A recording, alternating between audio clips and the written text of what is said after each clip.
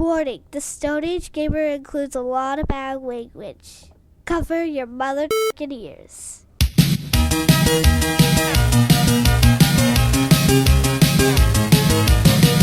Good evening, and welcome to the Stone Age Gamer Podcast.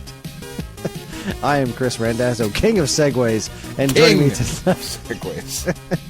Segway royalty. Joining me tonight is battery-draining backlight Dan Ryan. You're talking about, like, the little bikes, right? That kind of Segway? Oh, for sure. Not yeah. bike thing, but, like, I don't know, the shit that fucking fat mall cops ride on. It's what you do instead of walking. Yeah. I mean, I would ride one given the opportunity, so, like, I'm not disparaging anybody. I don't know that I would. They freak me out. I think I would fall on my face. Like, there's not supposed to really be... It's supposed to be hard to tip them over, but I'd do it. Oh, yeah, I'm sure you would. Anyway, we're a little late, but it's time for another Stone Age starter kit, this time in the flavor of the Sega Game Gear. Grab your TV tuner because the Stone Age Gamer Podcast starts now. I'm going to bring Spoiler my TV alert, tuner the TV tuner did not make my list. Made mine. It's the only thing on there. That's it. What else do you need? You can watch TV on that thing. You can take it to the stadium and watch the game that you're at for like 3 minutes.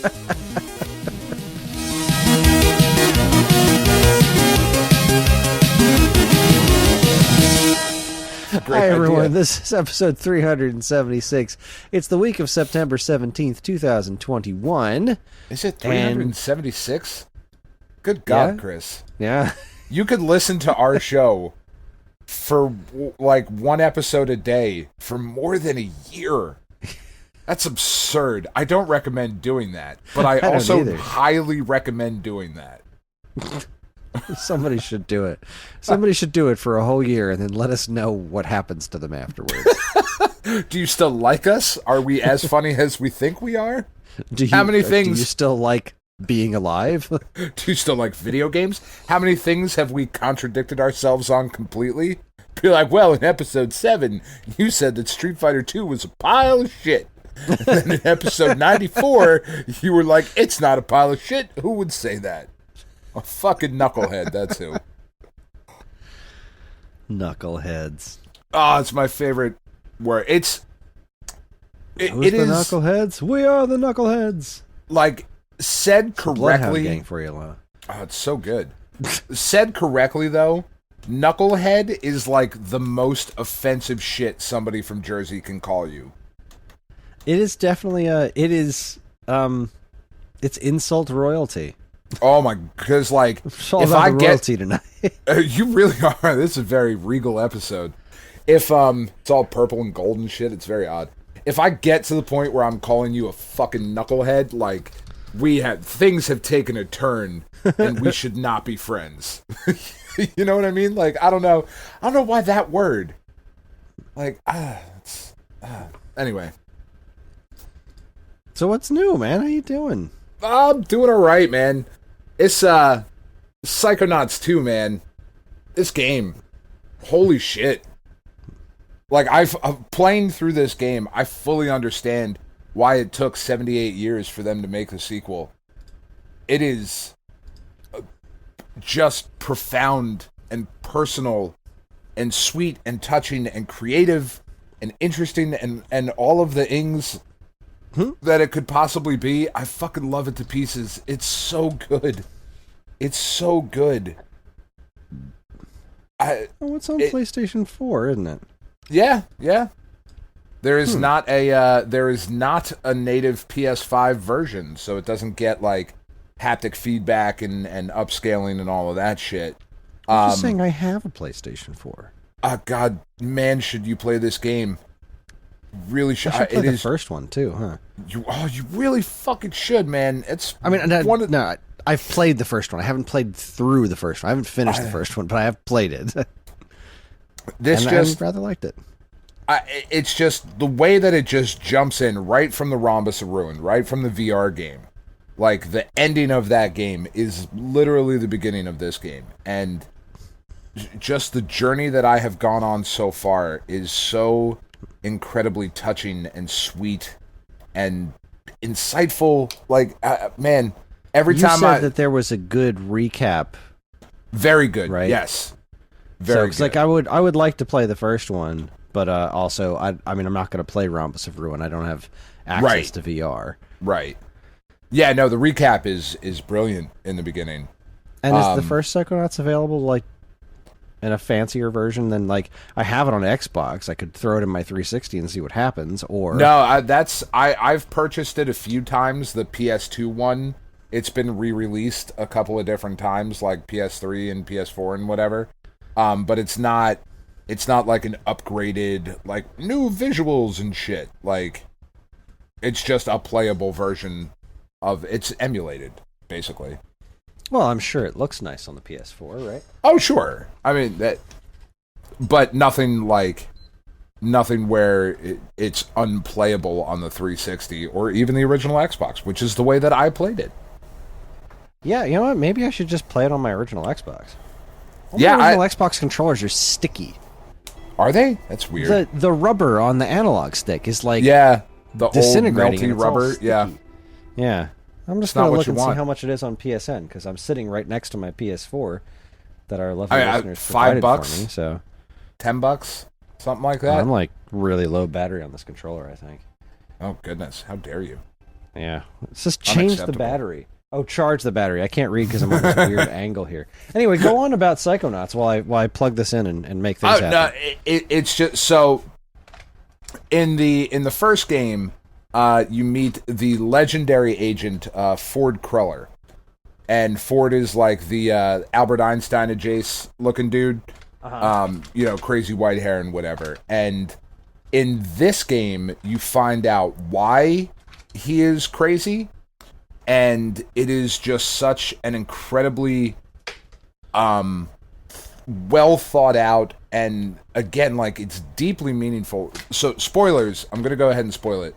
For anybody who doesn't want to listen, give me like 2 minutes and 48 seconds to go through this. But starting now. I'm going to not listen to you. I mean, do you ever? I mean, I do. I listen to the things that you say. You're an interesting Do guy. you not want me to spoil it? I won't. I kind of don't, because I'm okay, I feeling won't. like... I mean, I know that Metroid's... Sorry, I'm not even speaking near my microphone right No, you're not. I can hear you, though. I'm looking for Did the darn you notice charge how cable. You were further away, so I got louder? It's the microphone. That's not how that works. That's fantastic. I'm going to shout, because I know you're further away. My darn charge cable is upstairs. Let's see if I can at least get to the store before it dies. I'm going to go with no, although I'm now stuck in the middle of a YouTube ad. Ooh. Nope. So I had, the last time I was using the PlayStation 4 was, we had my son's birthday party, John's birthday party down here in the basement because it was raining outside, and he wanted a Metroid-themed birthday party. So I loaded up a full playthrough of Metroid Prime and just have it running on the TV in the background the whole time in the basement. It was awesome. That's awesome. Man, all my cables are upstairs. Dagnabbit. Well, yes, sucks. no, I would actually prefer you not spoil something important for me on Psychonauts, because it's been a blind spot for me for way too long, and everything that I'm hearing you say about it, and just really confirming everything that I've heard everyone else say about it, like this really seems like the kind of game I really should go out of my way to play, and maybe I will just fire it up on the original Xbox. I mean, I have an Xbox, why not use it, right? Although I bet it's easier to run things like suspend states and stuff on the PS4, so maybe I should just do it there. How much is it on PS4? It can't be much, right? I'm looking it up right now as you're talking on the PlayStation app. The original Psychonauts is... Fuck, I can't tell because I already purchased it. I hate that shit. Tell me how much I bought it for. PlayStation Store, $10. Yeah, dude, that is so worth it. Yeah, absolutely. So worth it. I'm gonna do that. I am going to buy Psychonauts and I'm gonna play it. Should I do the first one first, or should I just go right to 2 so I can be in the cultural zeitgeist and then go back to 1? I mean, are you gonna drop $60 on Psychonauts 2 right now? Oh, that's a good point. It is, because Cruisin', we just said before, Cruisin' Blast comes out tomorrow. It is so worth the $60. I cannot see anybody buying this game and playing through it, specifically anybody who's anything like us, buying this game and playing through it and being like, now I feel ripped off. You know, like that wasn't a $60 title. So I guess the question is, I mean, no doubt it's a $60 title, but will it be a $60 title for someone who hasn't played through the first one?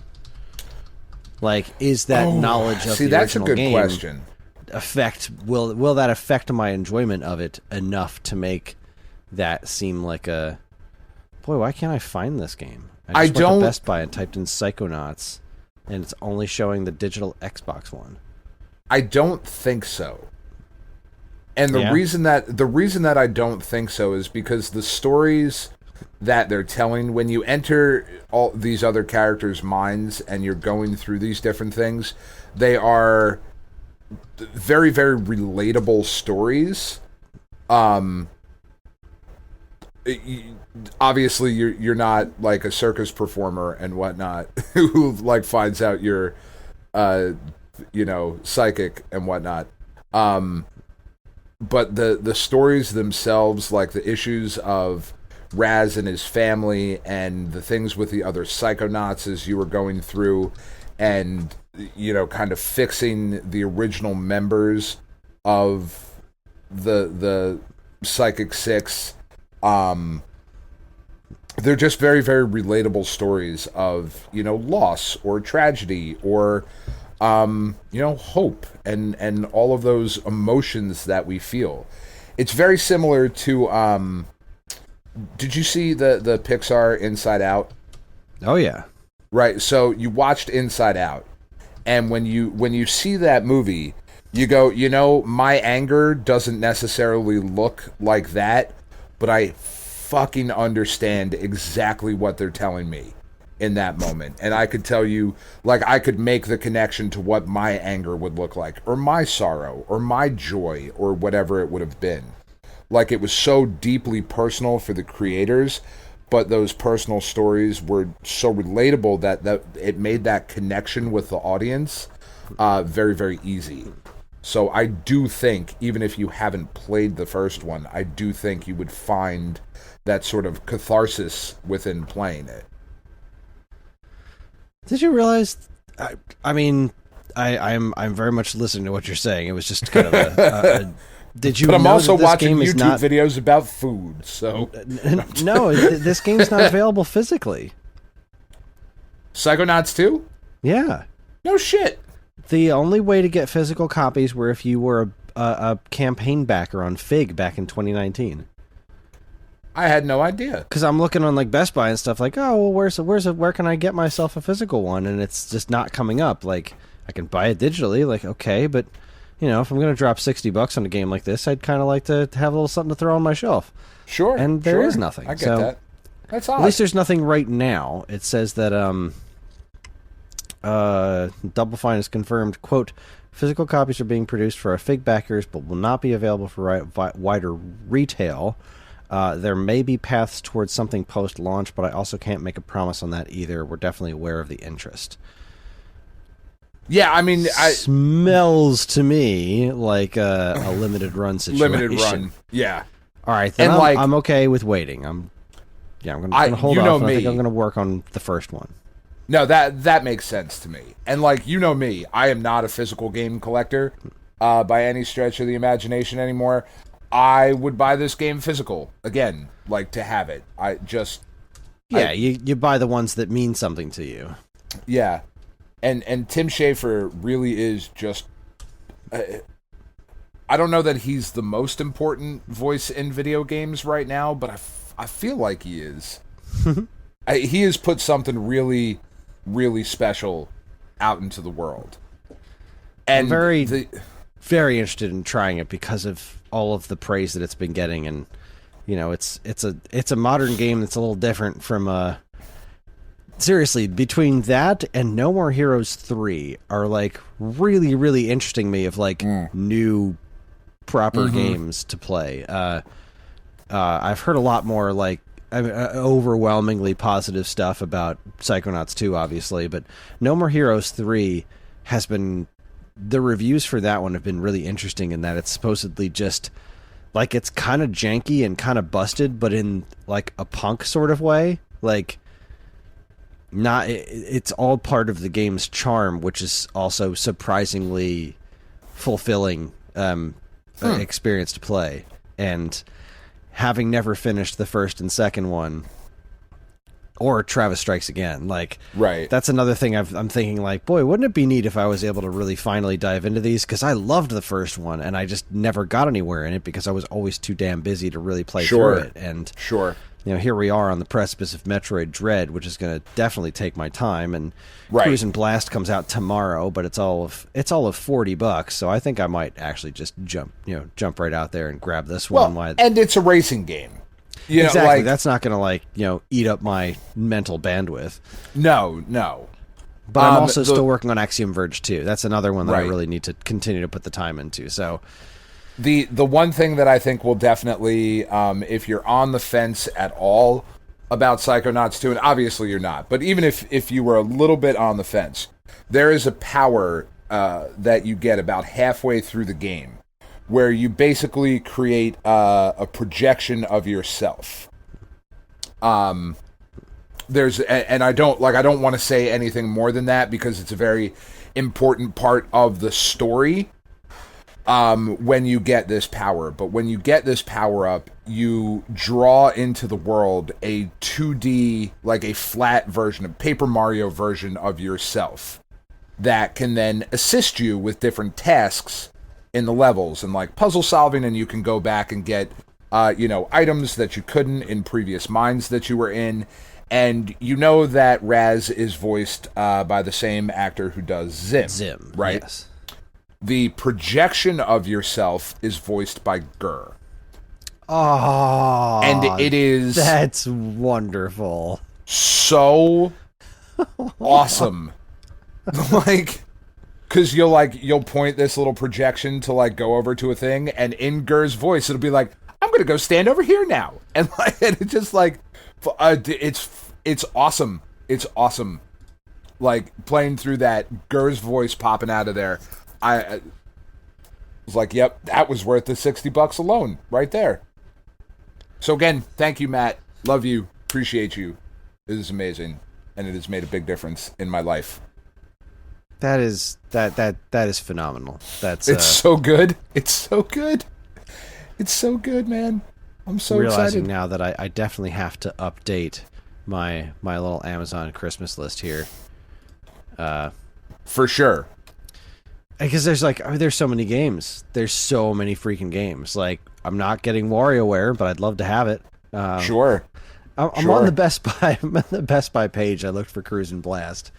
And down at the bottom of the page, people often viewed Cruisin' Blast, Super Monkey Ball, Metroid Dread, WarioWare, Time Management Game Collection.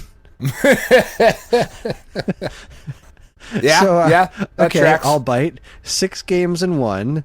Time Management Game Collection. I'm going to send you this link because this is really something special right here. I'm going to throw this in the Facebook Messenger for you. I mean, clearly somebody put a lot of effort into this box art here. I'm very excited. Bringing it up now. And well, you should be. This is art right here. Come on, internet. Oh, that looks... it is still better than last year's EA games. I was just going to say, it's still better. Still better. It's not good, but it's better. So we have Cavemen Tales, Country Tales, Fate of the Pharaoh, Julie's Sweets, Kingdom Tales, and Kingdom Tales 2. Oh, shit. You get the first and second. Wow. I mean, 6 games for $30. Really? For this, I can't afford not to buy it, right? You're throwing money away if you don't. What it says is pre-order now. I get it released on release day, but when's release day? Come on, Best October Buy. 12th. Sorry, October that's too far 12th. away. I can't. 10 take days it. after my birthday. I mean, I should really just cancel my Dread pre-order and get this. You really should.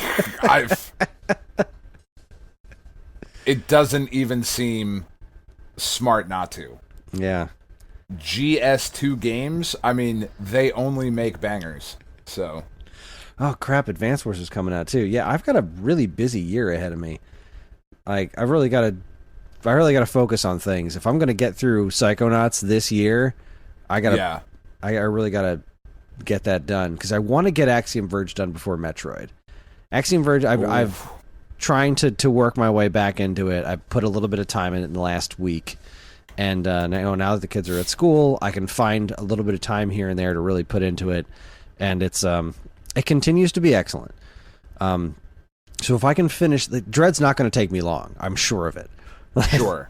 And not because it's going to be short, it's because I will not stop playing it until it's done. Right. That's a thing that you're going to beat in 3 days, because you just don't stop. I just will not be able to stop myself from playing it for as many hours as I can at a time. Yeah.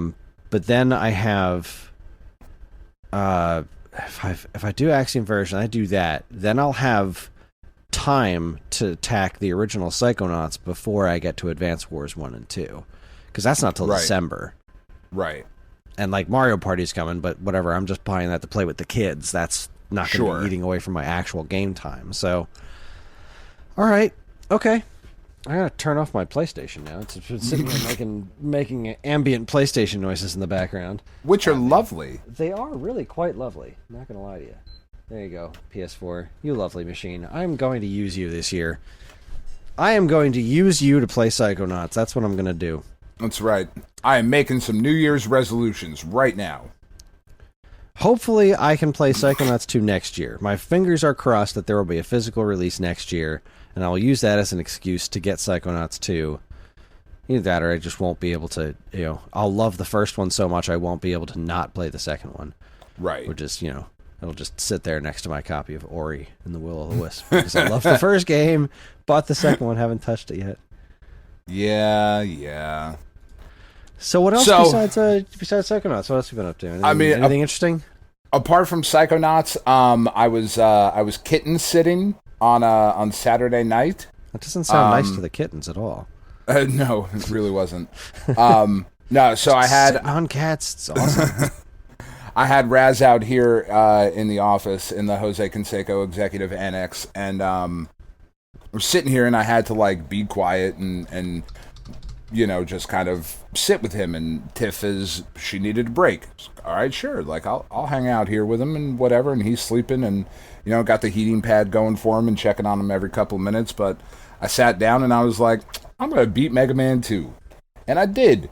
And I fucking love that game so much. Just played right through it, and it's a lot harder when you've been drinking. I've sent pictures to the Discord on Saturday. I was more than a few beers deep trying to get through Mega Man 2, and fucking Dragon knocked me off the ledge. That never happens. It happens to me all the time. Oh no, it never happens to me, man. And I'll tell you what, never. It happens to me all the time in that new Legacy collection. Because of the lag?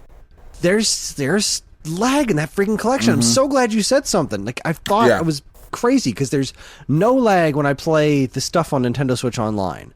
That's right.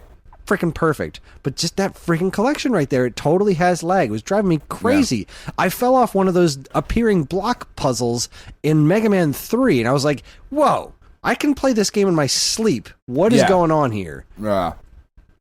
It's weird. Go on. But sorry. Yeah, no, there's got a couple heated there. You did. That was Angry Chris. I haven't heard Angry Chris in a while. I've brought up that ire movie. Was well deserved. So I played through Mega Man 2, and I love that game so much. And I was like, I'll play some other things while I'm down here, and I took some suggestions from the Discord. I played a little Big Nose the Caveman, which I had never tried before. They're not lying. His nose is indeed big. I have no idea what's going on in that game, but the music was very good. We briefly mentioned Impossible, the TurboGrafx 16 joint. When I was a kid, man, I really did want to like that game. I really tried to be like, no, this game's cool. And then I played through it, a little bit of it again on Saturday, and was like, wow, this is super racist. It's very problematic. Played through a bunch of that stuff, and then they released on Friday, there was the new Team Affinity stuff came out for MLB The Show, so I've been steadily chopping away at that, because they just dropped 30 new cards and they're all really good. And the best of the bunch, which made me really, really happy, is a 99 diamond of Mickey Mantle. So I was like, well, I'll have that right away. And that card is so fucking good. I do nothing but hit home runs. One of those, please. Yeah, oh my God. Nothing but home runs. Just left side, right side, doesn't matter, because he's a switch hitter. He's got fucking crazy power. He's so good. So I've been steadily chipping away at that. But I was also like, I told you I was listening to that Retronauts thing, and I fucked up. They did put Mega Man 3 as number 2. Mega Man 2 was number 1. Mega Man 3 was number 2. I fucked up. Yeah, I know. You seriously just reshaped my entire worldview right there. Okay, that's good. It's been in the back of my head the whole time. Like, I gotta find this podcast and listen to it. I need to know the justification for what the actual hell. Yeah, I get all mad and then it's all right. Good. No, good. So that was my fault. But because they were talking about some of the later Mega Man games, I was like, I never really gave Mega Man 9 a fair shot. Because I was really excited when it came out. And then it was really hard. So I was like, I'm going to go back and try it again. And I found that it's still really hard. It is. That game's tough. That game is not fun. It's not fun. Oh, I disagree with you on that one. I had a lot of fun with that one. I think maybe if I change my expectation, I don't know, man. Just going through some of those stages, there's just an absurd amount of nonsense that is happening. Like there's some of that in I noticed when I was just replaying Mega Man 6. There was like, wow, you know what? This is just not fair. This is just this little section right here is just not fair. And I think in the first thing that you're talking about in Mega Man 9, I think of those swings in Jewel Man stage. Oh my God, those suck. Oh my God, those were like, all right, this is a clever idea, but fuck you. I was also going to bring up Jewel Man stage because there's a section right in the beginning of Jewel Man stage where there is a bird that is flying by, dropping rocks, and then there's like a mine cart that is throwing rocks at you while you are standing next to a jump that you have to make, and in true Mega Man fashion, something comes out of the pit, right? But that thing also shoots at you. And all three of those things are happening at the same time. And like when the bird drops the egg shatters and stuff comes flying at you, and the thing pops up out of the pit and it starts shooting at you, and the stupid fucking minecart is throwing rocks. Like, you get one. You get one of those. You don't get all three. It's not fun. It's fucking stupid. So I was going on and I was like looking at reviews online, and people were like, I don't know, this game's hard, but it's not like Mega Man 2 hard. And I was like, are you fucking serious? Yeah, what? No way, man. Mega Man 2 is not hard. I mean, it's Mega not Man easy. 2 is hard. We grew up with it. I have it's such hard a to weird, look at it. Yeah. It's hard to look at it from a perspective of somebody who did not grow up with it, because we breathed that goddamn game. No, I know. Seriously, and that game is hard.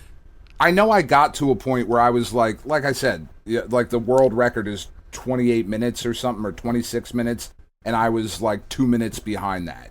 And I never could quite figure out where I would make up those 2 minutes in the game.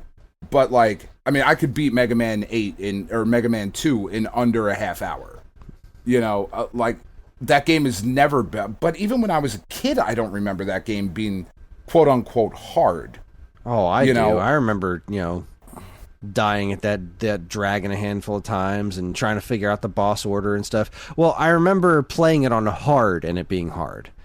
Because our US version was like normal was like ultra easy mode, where you get to Flashman and you just shoot him with your Mega Buster and he's dead before he even gets across the room. Yeah. Playing it on hard mode is the actual normal mode. That's freaking tough. I mean, I don't know. I have a weird relationship with it. But like comparing it to Mega Man 9, it's just not even close. That game's fucking hard. Yeah, I will in definitely a lot of say, really unfun ways. To me. I agree. I mostly agree. I do think that game was really fun, and I remember a lot of points getting extremely angry with it while playing it, but also feeling very rewarded when I finally beat it. And I did ultimately like it better than 10. 10 they kind of overcorrected the other way, I think. And I haven't played 11, so I can't really give an opinion on that. Oh, 11's great. I think you should really try 11. It's probably super cheap now too. Because 11 I'll have to get great. to it at some point. 9 did that thing where it was like, all right, we're doing Mega Man 2. It's like, okay. Like, the controls like Mega Man, they took away the slide, the charge, the everything. It's Mega Man 2, but new. Okay, and then they were like, all right, well, then let's do that again. And it just felt a whole lot less creative than 9 did. Sure. But 11 was years later, and 11's an actual modern Mega Man game. It's like, it takes 9 and 10 into consideration, but it also takes 8 into consideration, which was the most modern Mega Man game before that. So it really does feel like a modern Mega Man game. I can't believe you never played 11. I could have sworn you actually got around to that one. I never got around to it. I just kind of realized that this weekend of like, I've never actually gotten around to 11. I don't own it. I never bought it.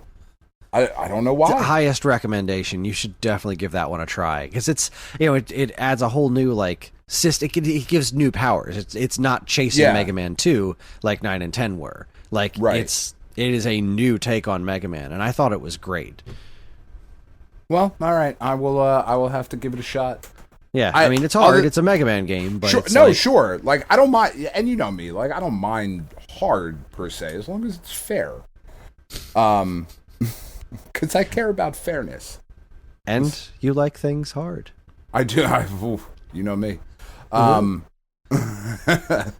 than that, the PlayStation Showcase that they had, do you want to talk about that before or after? Let's do that after. I only have a few quick things to talk about. I already mentioned Axiom Verge 2. I started putting a little more time in it now that I got my reviews out of the way.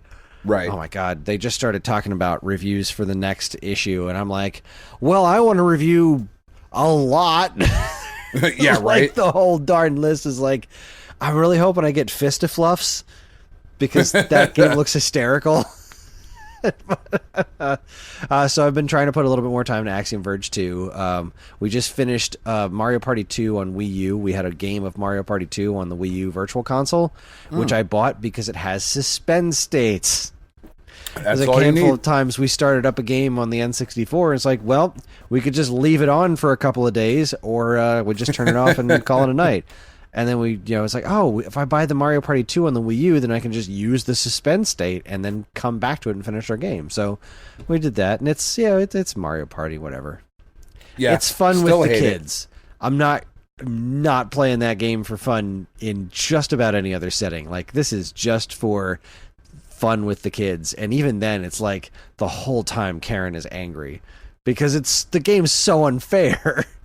It's just not great. You just land on a spot and then Bowser's like, fuck it, everyone gets everyone else's coins, like, and not like you get them. It's like, no, it's even. It's called, what was it called, Bowser's Revolution or something, where he takes all of the coins, everyone's coins, puts them together, and then equally divides them among the four of you.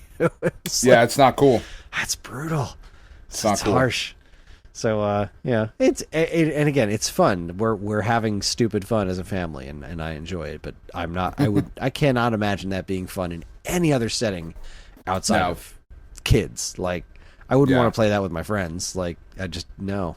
We tried a couple times drunk at college, and still wasn't fun.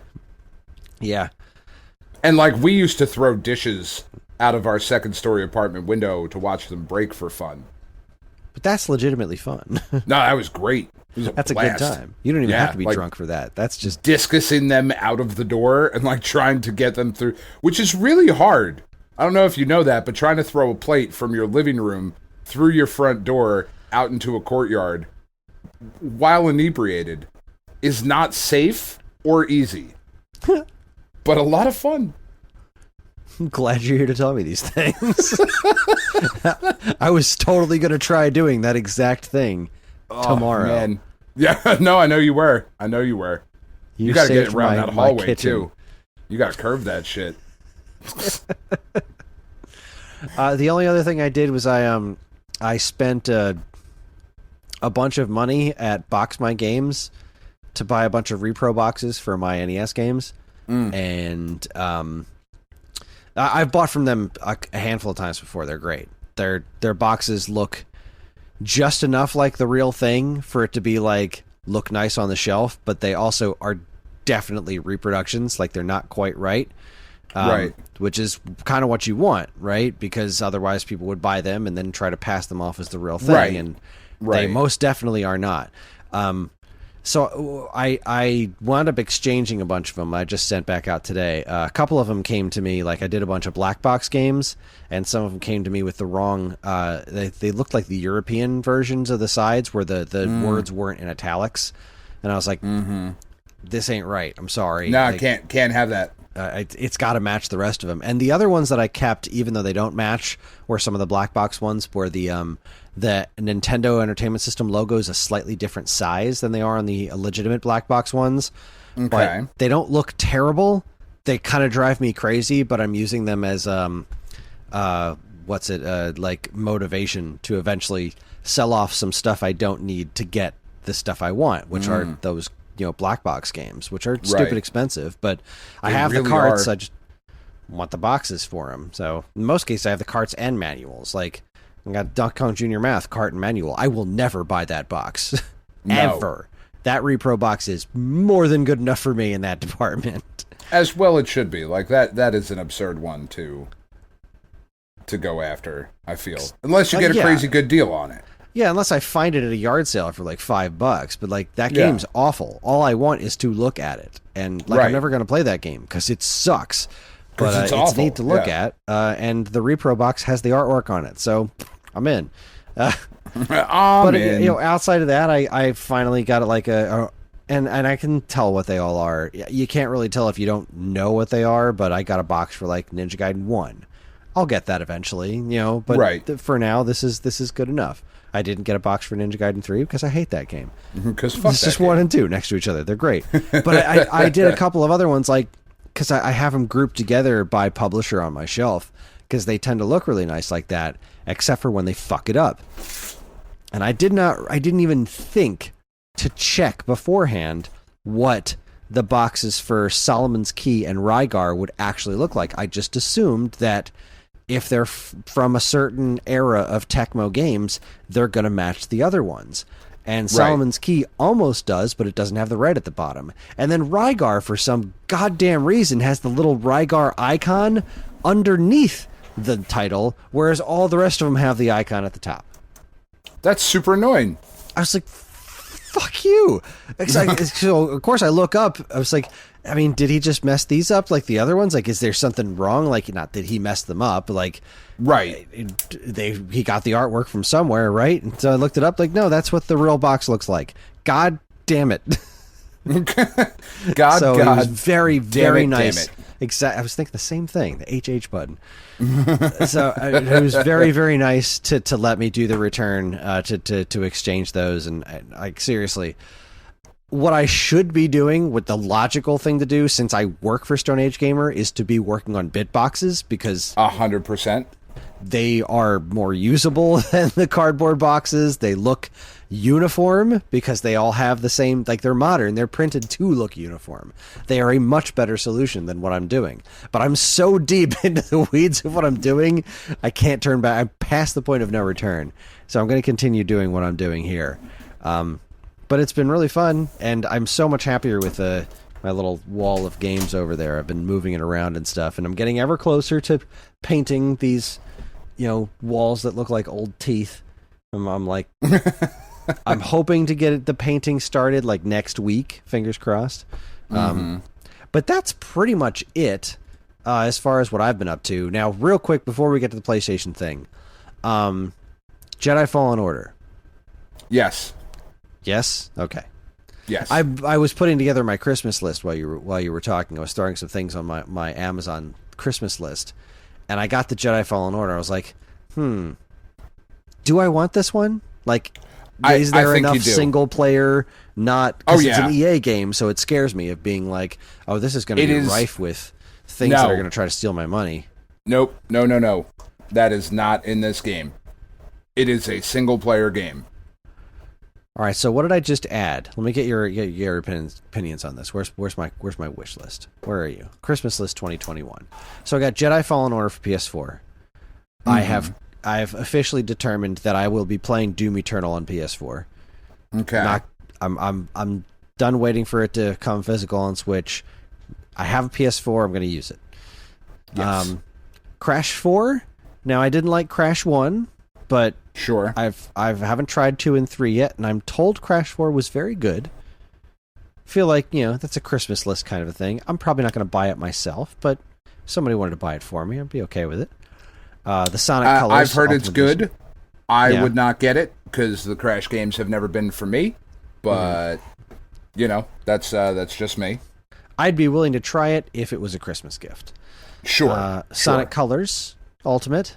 I always wanted to play the Wii game, never got around to it. I've heard good things. Yeah.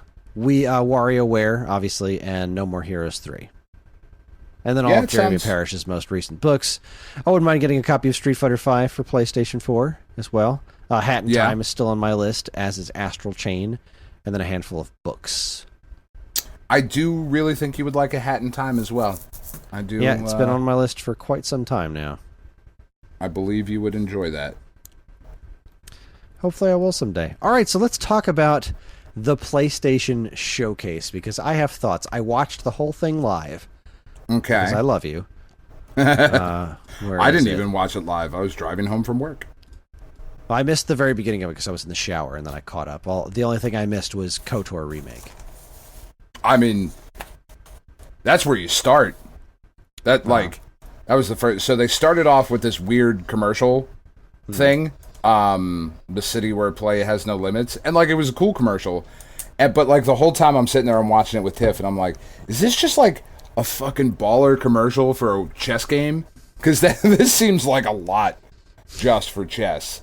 But no, it was just a commercial, and then fucking Knights of the Old Republic remake, exclusive.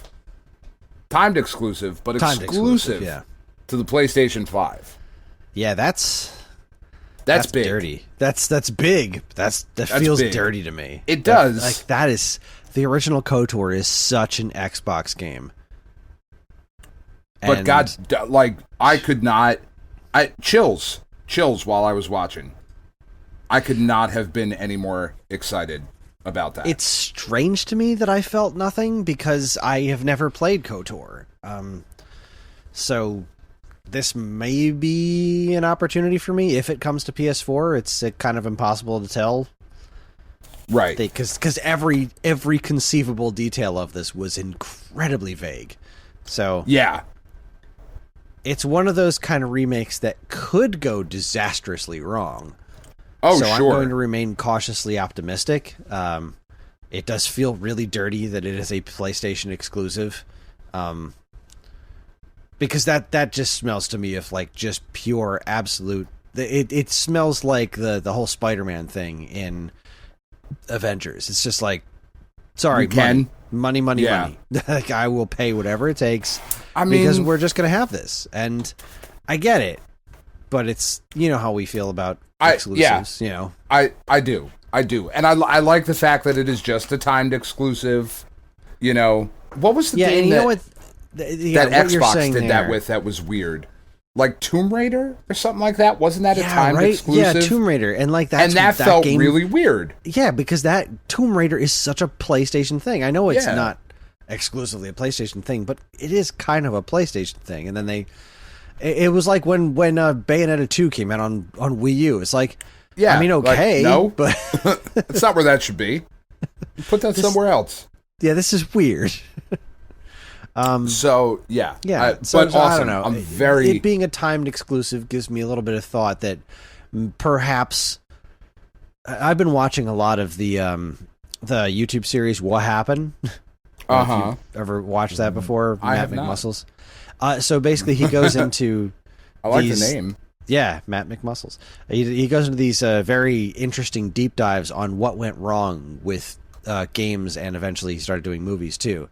Right. And so many times I've seen pop up on here, like, one of the things that goes wrong is developing for multiple platforms at the same time. Yeah. So if you're saying timed exclusive on PlayStation, but it will eventually hit other platforms, that makes me think, okay, so they're going to focus their effort on this one, and then they're going to focus their efforts on that one. And that seems to me like that stinks, but it could ultimately result in a better product. And I mean, fingers crossed, we'll see. Yeah, that would be my hope. But that was so, like, for me, just spoilers for talking about the rest of it. This was a really good show for the most part. Like, there are very few games where I was like, nah. I mean, 90% of what they showed was like, nah, for me. But sure, I get that. But I mean, every time I watch like Sony or Microsoft do these kinds of conferences, I'm like, wow, modern video games really aren't for me anymore. Like, no, they're not. That said, the next game, was it called Eve? Project Eve. Project Eve. That looked very cool. That was that looked like a game that I could actually see myself playing. I'm not going to, but right. If that looked like a pretty fun game. The monster design was really cool and like really just nasty, you know, like I can't think of a better word to describe, like just lots of teeth and blades and lots of it kind of felt like a like Bayonetta, Devil May Cry with edgier artwork, I suppose, and anime nonsense, certainly. Like I don't know if edgier is the right word, but definitely more anime. Yeah. Bayonetta is pretty anime, but kind of like in a different direction. Like a more like Bayonetta is kind of like a cheeky anime. This was more towards like adult anime, like Devilman and that kind of stuff. Of like just these really twisted visuals and like, I don't know. I'm pretty super into this one. I was watching it like, yeah, that's I'm in. Visuals aside, like the combat looks fun. Like, yeah, I like that it's full of color. It's not, you know, dog shit brown gunmetal gray. It's you know, it's got a lot of the modern game trappings going on. It's definitely like, hey, check out this female protagonist's ass. It's very shiny. But then you get to the combat and it just looks fun. It really did. I got some serious Bayonetta vibes, but like slightly more manageable and less score attack feeling than Bayonetta. Yeah. I can see that. Which I love Bayonetta 1 and 2. I really do. And the score attack thing's fun. This looks more just hack and slash for fun. I don't know. This game looked really cool. I was very impressed by what I saw here. Yeah, that surprises me a little bit. Just because the subject matter is a little bit darker than what you normally gravitate towards, but that's the thing. I don't mind dark as long as it's done with great style. And like this has so much style. It's not like it's bloody and all that jazz, but like it's not Gears of War where it's just brown. It's so colorful. It's so full of life and personality and awesomeness. I was really thought this looked the bit at the end where she's going through the pipes and stuff, like it's very almost cool. Yeah, I'm looking at it like it reminds me stylistically like kind of Metroid Dread, you know what I mean? Sure. Like it's very shiny and whatnot. It's I thought this looked really cool. I was very into this one. Yeah. The next one they showed was some more stuff from Tiny Tina's Wonderland. Whatever's Wonderland. I am really excited for the people that are excited for that, but it's just not for me. Yeah, same here. I found for me. I think Ashley Birch is great, but I found every ounce of that trailer to be just grating, intolerable. All of the talking was like, I don't want to be looking at this anymore. Yeah, no, me neither. But the next one that they showed, Forspoken, that game I'm also super into. Very much not for me, obviously. But I wrote looks pretty neat on my notes here. I'm bringing up the video now to kind of remind myself what this was. So it's the third-person action adventure where you are the young woman who is transported to this world, and her bracer is talking to her, which is a new thing that we learned. The whole thing started off, and I was like, oh, whatever. It's hyper-realistic. Whatever. It's going to be GTA-ish or something like that. I don't care. Oh, a portal. That's interesting. And then it just kept getting more interesting. Yeah. And, like, some of the dialogue was a little, like, really wants to be a Marvel movie. But yeah, I found it difficult to care because it's so gorgeous looking. And, like, the fantasy setting, all the monsters and the dragons and the birds, and it looked really fun to play. Yeah, it like, does. Doing the spells while you're running around and jumping from roof to roof, like. Yep. It scares me because this is kind of how I felt looking at Horizon Zero Dawn to begin with. Right. And I was having a conversation on Twitter with some people about how I think I pieced together why I never go back to that game is that every time I do, I feel lost, not just like where I'm going in the game, but just how to play it. It feels so confusing to me because it uses every button. Like you click on the analog sticks, it uses all those buttons, and I have a hard time getting into and dealing with games that require super complicated controls. Yeah, you're right. I'm looking at this trailer. It is so cool looking. Yeah, I'm really excited about that. About this game, like really, really excited. The next game that they showed, though, I could not be any less excited for, and that is Tom Clancy's Rainbow Six Extraction. Yeah, boo. Thumbs Don't down. care. Yep. I mean, like, whatever. I'm sure that's going to be a lot of fun for people that are into that. It just not for me.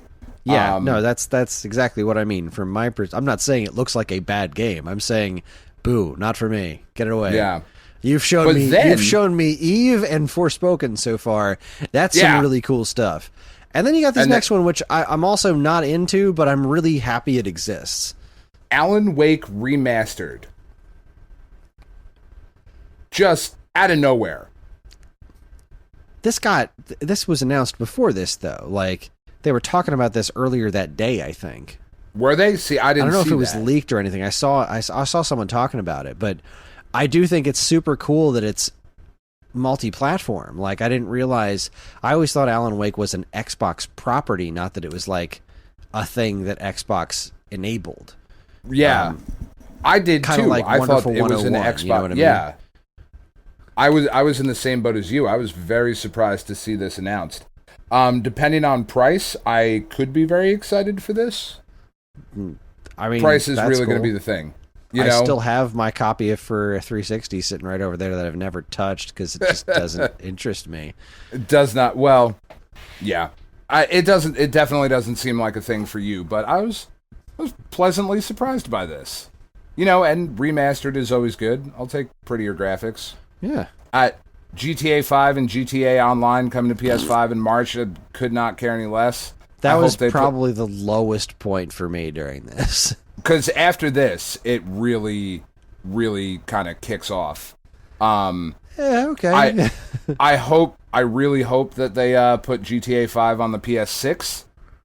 Just because I think that'll be funny. I hope they never release another one. Yeah, I hope that's it. I hope it's just GTA 5 forever. Forever.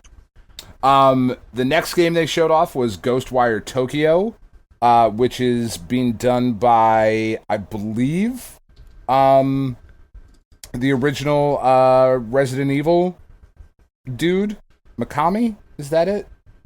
Shinji Mikami, is it? I think so. This really crazy first-person, really trippy. Reminded me a lot of the old Dreamscape comic book Neon Cyber and Dark Minds, which, for anybody, those were Image comics. And then under Image, it was the Dreamscape. I think it was Dreamscape. I might be saying that wrong. Sub-branding, they were Pat Lee books. I don't know, it just had a very similar aesthetic. And I was pretty excited to see that. Yeah, it looks interesting. Didn't do it for me. After that, we had Marvel's Guardians of the Galaxy, which, again, it's like dollar store Avengers kind of looking thing. but I'm excited. It's a single player. You know, it's not the Avengers where it's games as a service. It is a single player adventure game. If it plays well, that's really all I need.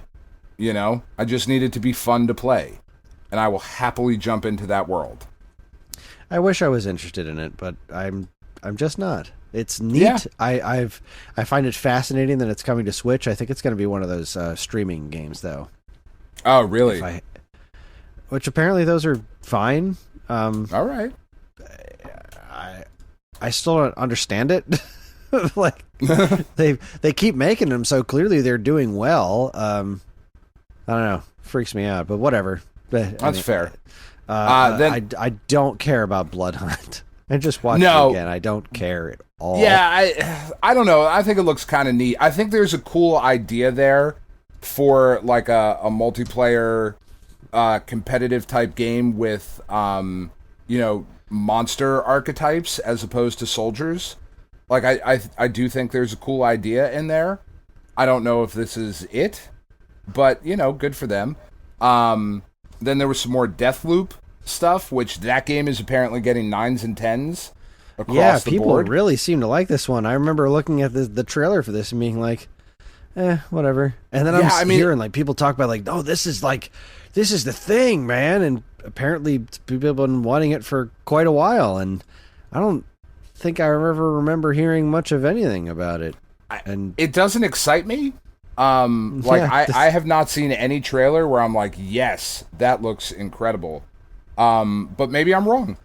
Yeah, I mean, I'm not seeing what everybody else is seeing, but clearly this game was never meant for me anyway, so... Yeah, well, sure.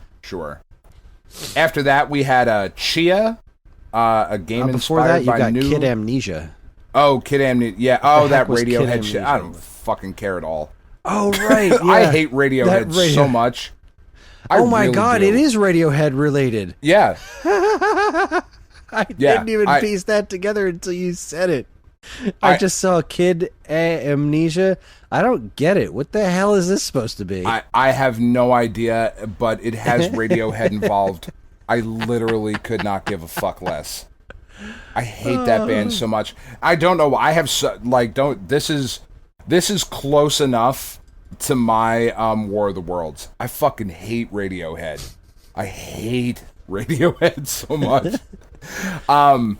What was this Chia thing? I don't remember this at all. It's the super cartoony looking. It starts off with like you're playing a ukulele or something, and you press buttons or whatever. My notes were, looks cute. You can pet a crab. Yeah, that looked kind of charming. It looks charming, but there's something about it that doesn't look like I would like it. Like you look at this and it seems like on paper you've done everything right. I think it's like you get to be these different animals, which is interesting, but there's just something about it that didn't say... It doesn't have that quality that unnamed quality that I look for in certain things. But then at the end of the trailer, she petted a crab. Yes, it's umami. It's umami, cumin. Right? Cumin. Oh, cumin. Oh, cumin.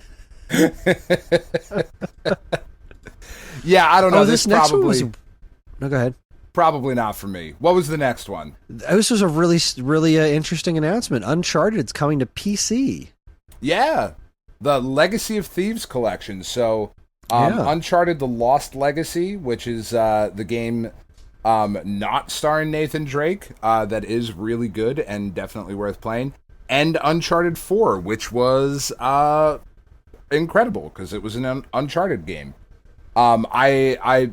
When we were watching this, Tiff was like, they keep giving us reasons to replay these games. I'm not mad about it, but they keep giving us, like, we'll jump right back in. Because they're just so fun. They just play so well. The stories are so cool. I love them. Love them. But then these last couple of announcements, these were the big ones. Right? Before you get to that, though, I have to note that I wrote down, what is it with these silly-ass PlayStation logo interludes? Yeah, I don't get that either. Like, hey, look, it's a square. They were doing this shit when they were doing E3, too, where they're so consumed with this. Their overall presentation seems to be, firmly residing deeply up their own asses. And it's like, it's really bothersome to me. Like, it's super pretentious. Just look at the shape of the PlayStation 5. That is probably the most pretentious game console I've ever seen. And like, come on, guys. Like, Nintendo and Microsoft are just over here having fun. And could you join us at the table of having fun? Because you're really good at that. Like, you're really good at it.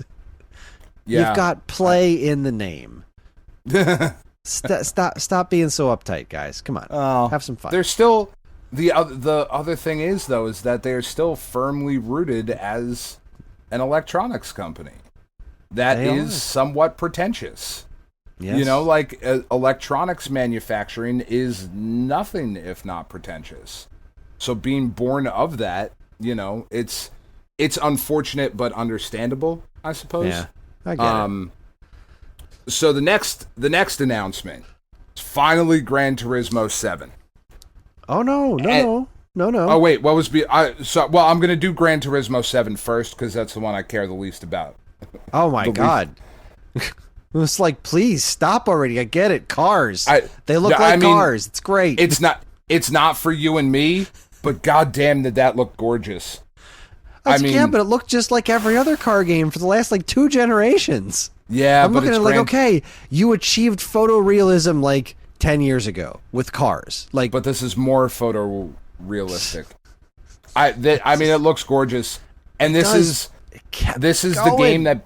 This is one of the games that people wait for, though. Like, I'm buying my PlayStation 5 and my steering wheel and my racing seat, and that's the only thing I'm going to do. You know? And, I mean, it's a big deal. It's a system seller for a specific sect of people. Now, that number has dropped considerably because Forza has eaten into that big time. They keep making Forza games. Right, they just don't keep making Gran Turismo games. Yeah, I mean, that's why I guess it felt a little bit more special. Yeah, you know, like it's not like more of here's an event. The next iteration. This is a big event, Gran Turismo 7. This is a big, important thing. Anyway, I'm not going to buy it, but for the people that have been waiting patiently for this game, there you go. It looks outstanding. But we also got a really awesome Spider-Man 2 trailer with before that, what was before? I'm sorry, my list is. I'm looking at the official PlayStation blog. What else did I miss? Insomniac and Marvel, dude at a bar. Dude at a bar. I know. I'm looking at it, and so when that one happened, I thought because it said Insomniac, Marvel, and then dude at a bar, and I was like, oh, Eddie Brock, but he looks like Wolverine. That's weird. Because I was looking 2 at it weeks like, ago... Is that Wolverine? Well, 2 weeks ago, we got that Rise of the Midnight Suns game. Oh, right, yeah. That I'm also really excited about. That's like one of my favorite comic book storylines ever. And then they're sitting there, and everybody's ass is kicked all over the bar, and dude walks through the doors, and they cut around to the front, a homeboy's knuckles, and the claws pop out, and just Wolverine. Yes. Dear God, yes. All right, cool. Give us a really good Wolverine game. Make it happen. Because it's not Square, so it's not. I don't anticipate it looking like Guardians of the Galaxy or Discount Avengers. No, this is going to be great. I feel pretty confident about that. This is going to be great. It is a very, very exciting prospect. Who knows when it will happen? This is going to be great. And that was my big problem with the one you're about to talk about next. Spider-Man 2, we know is happening now in 2023, which is absurd that they would even announce it. Why absurd. The fuck are you showing? It is the beginning of September. There's plenty of this year left. And then you've got all of next year, and then it might come out in 2023, but you're announcing this 2 years ahead of time, so who the fuck knows what else is going to happen between now and then? Why would you do this? I don't know. And then you look at the rest of the lineup like, really it's not like they're hurting for games. It's no. not like they had a light lineup going up before this. Why did you do this? You showed us nothing. No. Neat. They showed us Spidey. They showed us Spidey Peter working together with Miles. And Miles. And somebody talking, he sounds an awful lot like Craven. No, that was Morloon. I see. I thought Morloon, not Craven. Do you know Morloon? My mind immediately went to Craven. You know who that is, I traveled around the world looking for somebody to finally challenge me, and I was just dripping Craven to me, but I don't fucking know. And then Venom shows up, and it was like, and then Venom shows up. So is this the next Spider-Man expansion? Oh, it's Spider-Man 2 in 2 goddamn years. What is wrong with you people? That was absurd. What is wrong with you people? I'm excited. I'm in. I'm super excited. I mean, I know you are. That took every ounce of wind out of my sails. Really? That's so weird. Because you know that this game is 2 years away, so you saw nothing. You saw nothing of consequence. Because if there was anything of actual consequence in that trailer that showed anything about what this game is really going to be about 2 years from now, it wouldn't be happening 2 goddamn years from now. Sure. How dare you announce something coming out in 2023 right now? Nintendo did that with Prime 4. 2 years ago, we still don't have anything. Yeah, but that was an accident. And then they came out and said, look, that was in their fucking presentation. We're starting over again. They did that shit on purpose. No fucking no. You think that's bananas. No, I mean, announcing, first off, following up, you did the Insomniac Marvel Wolverine with a bunch of question marks after it as far as when's that coming out. Okay, right. That's something to look forward to. And then you do Spider-Man 2 is coming out in 2023. Okay, well, when's Wolverine coming out? Like, why would you put those two next to each other? Like, it just seems so counterintuitive. One, they had, what a fucking lineup of games this was. This was a great E3 right there. And they weren't even done. And they weren't even done. You're right. They weren't even done. This was so unnecessary. And I was like, what the fuck are you showing off a game for 2023 for? What is wrong with you? Just because of the people bitching online of like, where's fucking Spider-Man 2? I'm like, well, here, it's coming. Shut up. Yeah, but like they could have said something about that. We still haven't seen Spider-Man and Avengers yet. No, I know. They have so much more important things to do than talk about the fact, oh, really? They're going to make a sequel to that ultra-successful Spider-Man game? Who saw that coming? I may actually die of surprise. Of course Spider-Man 2 was going to happen at some point. You didn't need to do a trailer for that now, you jackasses. They did. Especially because it got immediately overshadowed by what happened next. Because, oh God, of war. Right? I mean, how disappointed were you with that boat animation? Dude. What is wrong with the world where that's what you take away from that trailer? How desperate of a console war fanboy do you have to be to look at that God of War trailer and say, they fucking reused the boat animation, those lazy devs, it's what I expect from them, lazies. Like, what is wrong with this planet? And could Kratos please come and kill them all? Just die in a fire. That trailer was incredible. Shit, that looked awesome. It was incredible. They did not make it any easier to get PS5s after this showcase. Like, at all. If you could watch that entire thing and be like, yep, there is 0 for me on this platform, then good for you. I just don't see it. I just don't see it, man. Not even I looked at this and said there's nothing for me on this platform, right? That's what I'm saying. I'm not saying like I'm going to go out and buy a PlayStation 5 for it. I still haven't played God of War for PS4 yet. I know, and you had it for a year. I did. I should really... you know what? That's going on the Christmas list, Do you still have it?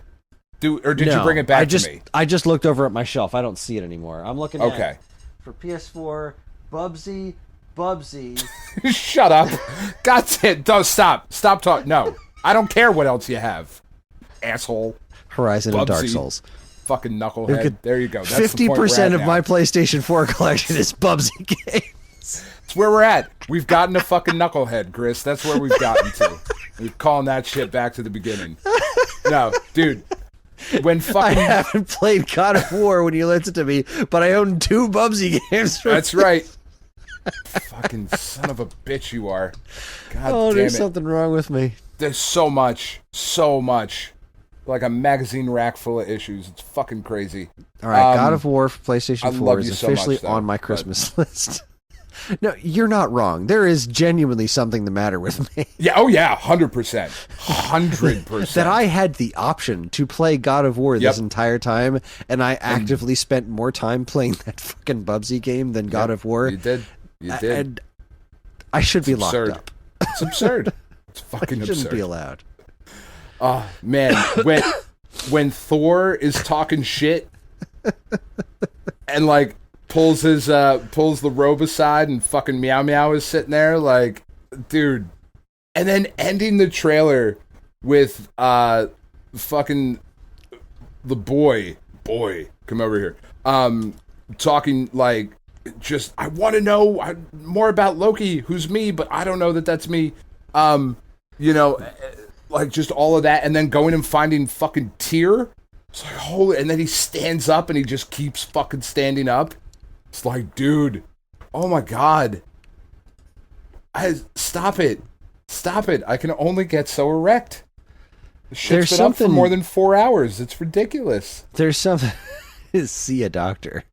There's something about that particular scene you're talking about where he stands up like that, because I don't think in the face of just about anything I've ever seen in a God of War game, no matter how many giants or whatever Kratos has faced, I have never seen him stand before something that looks more intimidating than him. Right? And like when he's looking up at him, because he's not that much taller than him. He's just he's got a few feet on him. But there's something so imposing about that right there. Like, oh my. Oh man, and it doesn't look like he's there to fight him. You know, Kratos is like helping him up and shit. But yeah, like they're going to get Tyr. Like, oh my dude, stop. It really, it just looks stop fantastic. Already. Stop. And like, no, they showed stop. This is what you should be doing. This right here is what you should be doing. Yeah. But they showed all of that, and they didn't show anything for the next Horizon, right? Mm-hmm. Which is coming soon. So they don't even need to show anything for that. We don't know anything that's coming up from Sucker Punch. Spider-Man 2, but you're not showing off your Horizon game that exists. Right. I'm so angry about Spider-Man 2. There was nothing there from the Ghost of Tsushima shit that just came out. Mm-hmm. There was nothing about the Death Stranding Director's Edition.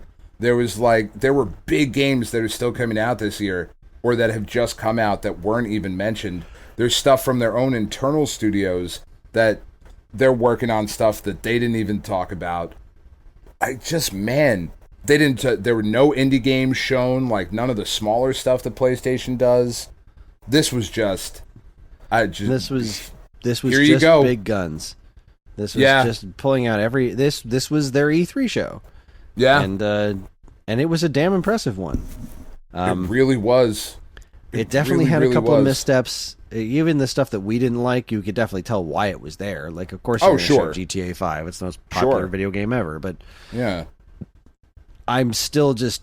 The only thing is I'm just angry about Spider-Man, really, when it comes down to it. No, I get it. The fucking gall to announce a 2023 game. Like, who the fuck knows when that's actually going to happen? And it's absurd. We didn't need it. We didn't need it. You had so much other good stuff right there. Why are you doing that? Yeah, if you took that game out, it doesn't make it a bad show at all. You take that game out, it doesn't affect the show in the least. It does, yeah. Imagine they didn't mention Spider-Man 2. Are you upset about that at all because they announced Wolverine? Nope. Of course not. Not even a little bit. Wolverine fills that gap. Like, you wouldn't even miss it. Like, yes, it's super cool. It would also be super cool a year from now when you announce it. Like, yeah. It didn't need to be there. I know. A fucking full year from now. And the fact that they did also announce afterwards that Wolverine and Spider-Man are exclusive to PlayStation. Which, again, fucking sucks. But, I mean, that's Insomniac, though, right? They don't make games for anybody else. Are they they did. Party, or? They made Sunset Overdrive that one time, and that didn't work out very well. So then they went back to Sony, and they bought them, I believe. Yeah. I think. I don't know if they're first party. They might be second party. I don't know. I don't care. It doesn't matter. Knights of the Old Republic to start. God of War to finish. a bunch of badass shit in between. Yeah, really solid lineup there. That's happy for all 8 people who own PlayStation 5s. Yeah. I read somewhere that scalpers are starting to lose money on those now, which is great. Good. That puts the biggest possible smile on my face. They should all die in all of the fires. They should. Maybe I can find some toys somewhere for the new He-Man series, instead of just Battle Cat. It's the only thing I've seen anywhere. I've seen the new Battle Cat. I shouldn't be spending money on it anyway, because like with Tiff not working, with Tiff losing her job, and us dealing with, the fucking New Jersey unemployment like you were.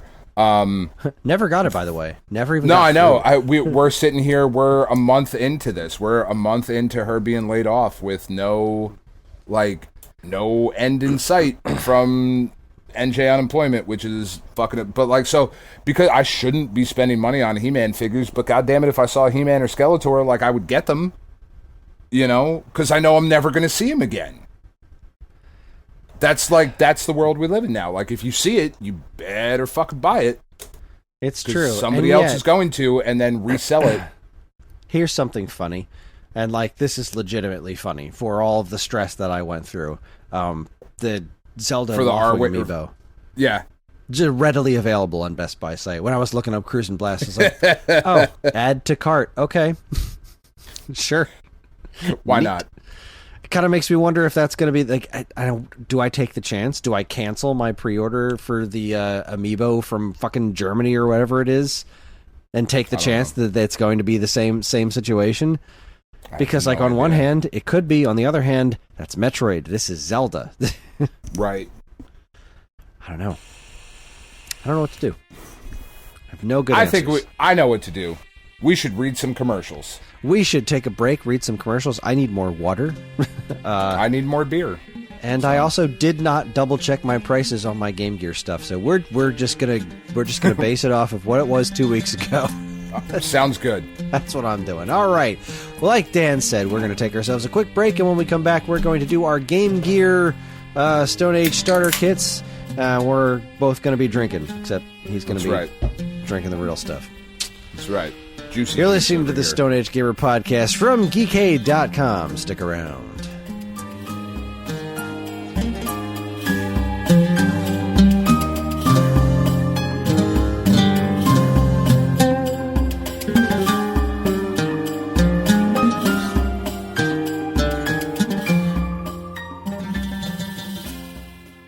And now, here's a quick look at some of the other original content available now from our partners and Geekade.com. First up, our friends with benefits over at the SNES podcast have created a special summer episode. The question is, what games did they discuss? The illustrious Joe joins Greg once again to discuss not 1, not 3, but 5 previously covered SNES games, because they're running out of shit like we are. How will Greg react? What are those games? I'm just kidding. They've got years of shit left. There's only one way to find out. Don't miss the SNES podcast episode 174, Summer 2021 bonus episode. Catch it. I'm just going to keep saying that because it's always going to be funny to me. Anyway, next up, Stone Age Gamer. You may have heard of them. They're known for a lot of things, selling high-quality flash carts, a beautiful, streamlined website, having the sexiest podcast hosts this side of the Atlantic. Damn Skippy. But did you know that they also carry a wide array of novelty items? Fuck out of town, Chris. Really? I'll just hop in a car and get right out of here. That's right. A constantly rotating supply of stupid stuff that's guaranteed to bring a smile to your face exists right there at StoneAgeGamer.com. And I made a video about it. So, if you want to get a closer look at some of the silly novelty items that we carry, like the tiny arcade machines, a tiny RC Mario Kart car, or a completely ridiculous gigantic Mario pen, it's humongous. And he's at the top, and when you push the thing down to make the pen come out, Mario comes out the other side like he's going through the pipe. It's awesome. It's okay. It's fine. It's like you just say what it is. Like Abe Lincoln said, anything's a dildo if you try hard enough. Head on over to the Stone Age Gamer YouTube channel and have a look at our novelties overview. Sorry, Ryan. No, you're not. I'm not. He doesn't pay me. Finally, do you like gaming chairs? Of course you do. That's why you probably... Shit, yeah. Who fucking doesn't? That's why you probably also love people who make ads for gaming chairs, especially if they're wearing a vest and nothing else when they do it. Our friend and love child, Dean, has a Twitch channel, and if you want to watch him flail wildly, see, get it? Flail, not wearing anything but the vest? You see where I'm going with this. You're picking up what I'm putting down. You're smelling what I'm cooking. I understand that. Flail wildly at some video game goodness. It's my personal belief, and I am an ordained minister, which means I would never lie. It is my personal belief that you should tune into his channel from time to time. Not even often. Just like every now and again. That's so funny. I'm so glad I don't read these before I'm reading them. Me too. You should, I don't know, check it out whenever you got nothing else going on literally in your life. He's been attacking demon souls or something lately. I don't know. I don't actually watch his stream, but you totally should. It got even better because I still hadn't read. Do us a solid, because we're not going to do it. Head on over to Twitch TV, / whichever one it is, vest_lord for plenty of vesty goodness. And testicles. Awesome. Vesticles. For all this great content. God, it was right there. I was circling. I wasn't going to land it, though. It's rimming out no. For all this great content and more from us and our partners, be sure to keep your eyes on geekade.com. Fucking vesticles. Oh, there's your episode title.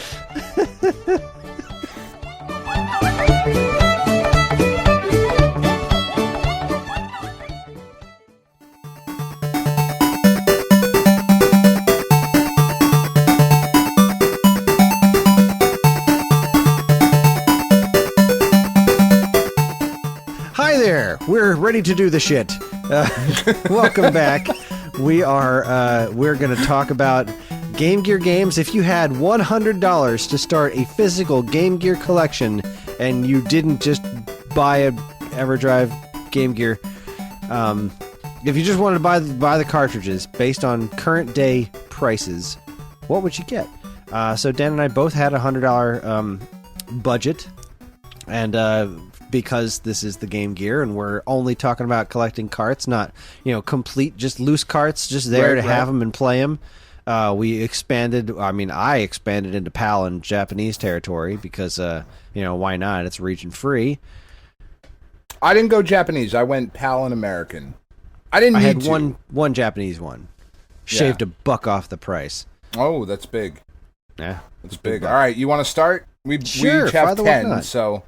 Yeah, we each have the same number this time. So, all right. Well, my first one, for the low, low price of $5 got us a Prince Abubu, a.k.a. Aladdin. A Prince Abubu. What? I think, just as a complete aside, the movie line that I quote more than anything else, and you know me, comes from Aladdin. And I say at least thrice a day, one too many hits with the snake. I find it to be such a versatile, wonderful line. I just love it. Just one too many hits with the snake. Fucking love that line. Anyway, Aladdin. Yeah, Aladdin. That's all I have to say about that. Is there much to say? It's Aladdin. Yeah, it's it's a very nice looking Game Gear game. I don't think it's a direct port of the Genesis game.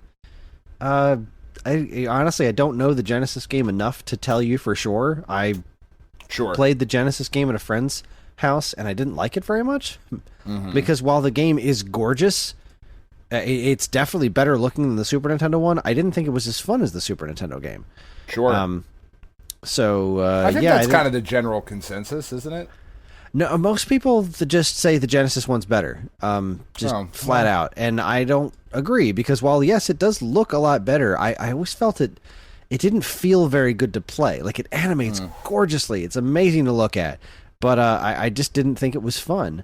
The Game Gear port, on the other hand, I've played a few minutes of it. Can't say I've spent a ton of time with it, but I've played a little bit of it, and it's a real cool showcase for what the Game Gear was capable of. It's very colorful. It animates gorgeously. It's a nice looking little game, and I recommend it for $5. Yeah, I mean, that's not a bad price. All right, well, for my first game, sticking with 90s movie properties, for the low price of $9. Alien 3? What? Alien 3? No. No. I have no A's on my list. But I do have Batman Returns. Oh, okay. Yeah, good choice. Batman Returns is just a good... it's just a good Batman game, right? You walk around, you can throw your batarangs and shit. There's a lot of clowns that you gotta fight, which is weird because it's not the Joker. Well, Batman Returns was the clowns. Yeah, I know, but like, it's not Joker. You know what I mean? It's a really good looking game. It's there's some cool cutscenes and stuff that are in there, because you have like an oh fuck button where the Batmobile shows up and kind of wastes everyone. There's a ton of like stage variety. You're not just walking through the streets of Gotham. There's a bunch of different stuff that you go through. It plays well. It looks good. It even, like, smartly enough, took the time to say, like, oh, I'm down in the sewers right now. So if I call the Batmobile, that doesn't make sense. So if you hit the oh fuck button when you're in the sewers, the Batboat shows up. Like, there's a level of care that went into this game. This was clearly designed with a lot of attention to detail. Who did this one? I think it was developed Sega. by Aspect. It was published by Sega, but what the heck did Aspect do? Because I don't know. I'm looking at a playthrough of this. I can't say I ever spent any time with this game, but I always heard it was pretty decent. Just beat the shit out of clowns, and some of them explode, which I mean, honestly, it just reminds me of like the LJ and Spider-Man games if they were good. Yeah. It's like a good little game. It's just an action platformer. It's more Batman than Batman for Game Boy. Yeah, Aspect for sure. Game developer. What else did these guys do? Aspect Company. Oh my. Oh my. They did quite a lot. Is this the right company? Okay, Batman. Nope. Alright, they're not showing up there. There's this company Aspect that's listed on like a ton of Game Gear games, but Batman Returns isn't one of them. Turns Game Gear. I need to know, Dan. Developers, Aspect, Game Gear. Okay, that is the same company. They just didn't have it listed on their Wikipedia page. Wow, weird. They did a ton of Game Gear stuff. They did like Coca-Cola Kid. More importantly, they did spoiling my like list. That's the only Sonic other game I have on my Triple list. Trouble, Legend of Illusion. They did Tales Adventure. Yeah. Huh. That's a game that people seem to like quite a bit. I've never played it because it's pretty expensive. And then they eventually moved on to let's see, they were on the porting staff for the Metal Gear Solid 2. Oh, sorry, for Metal Gear and Metal Gear 2 that were included in 3 Subsistence. Interesting. It's a pretty decent little legacy they have. Yeah, they did some DS games. They seem to have stopped with Power Rangers Megaforce on 3DS in 2013. Oh, they went defunct in 2018. Oh, that's a shame. That's a shame. But they had a pretty nice little career there. Axe Battler, Legend of Golden Axe. I like that game. Gear. Yeah, that didn't make my list, I think, because it was expensive. I think it was the price that put me off on that one. I don't have my list of didn't make it in front of me. I should look up and see if I still have that somewhere. My list of maybes. Oh, who knows? Could be anything. What do you got for number 2? Poop. Shit. I'm just kidding. My number 2 is actually Axe Battler for $18. Is it? All right. It is. I forgot I didn't cut it. I just moved right back to my oh shit, Axe Battler's my number 2. Look at that. Yeah, it was $18, but it was I felt it was ultimately worth it. Axe Battler's a cool game, man. It is a cool game. You know, it's the legend of Golden Axe. I don't have the same reverence for Golden Axe as a lot of people do. I didn't really spend any time with it in the arcades, and it's not my beat 'em up. You know what I mean? Right. But Axe Battler is a pretty spiffy game. If I'm remembering correctly, which I mean, I'm a little tired and loopy. I don't know if you noticed, but yeah, no, this is more of a this is like it's got a map screen and stuff. Yeah. So it's like it looks just like Dragon Warrior, but then you go into these cool little side-scrolling segments, and you're like, so it's got like flavors of Zelda 2 to it, but it's also like, I don't know, it's an interesting little title, and it looks very nice. I love the graphics on this one, and you think about what was the they really got to put together like a Master System Game Gear collection of modernized Golden Axe games, because like seriously, put this and the Master System Golden Axe, what I'm thinking, Golden Axe Warrior, yes, Zelda Golden clone? Axe Warrior for sure. Put this and Golden Axe Warrior together in like a double pack. Come on, make that happen. I couldn't agree more. No, I mean, I'm telling you, make that happen, Dan. Oh, okay. Get on that shit. I will make some calls. You don't have anything going on. You're not busy. Get on it. Not at all. Not at all. Start, all right. Learn how to port Game Gear games to Nintendo Switch. Do it. All right, I mean, it's already up. I uploaded it. I don't have Chris. a super complicated any other feelings to say about this. I don't have a lot of Game Gear time under my belt, but I can say that the time I've spent with this one, I was fairly impressed with it. It's neat. It's a neat game, and watching playthroughs and videos of it and stuff, it handles the music of the Game Gear pretty well. It's got, pretty nice variations and locations. It is, again, like Golden Axe Warrior is so strikingly ripped directly out of Legend of Zelda, like visually speaking. The map in this is just Dragon Quest 1. It is, the menus, everything is so Dragon Quest 1, but ultimately, super cool game. Gets my vote. All right, what you got, sucker? My next game, keeping with, it's a Genesis, in the 90s, so have to have some flavor of Disney on there. And for the first of my Disney titles, it would be Donald Duck in Deep Duck Trouble. Oh, my. Do you know anything about Deep Duck Trouble? I don't. I know Quackshot for Genesis, but I don't know Deep Duck Trouble. That was a heck of a sentence, and I said it without tripping over my words. You really did. That was really impressive. It is similar to Quackshot in that it has that same kind of 90s Disney game charm. That really wasn't in any other game. There was just a certain feel to those Disney titles, and this is just a platformer, right? You can jump on enemies.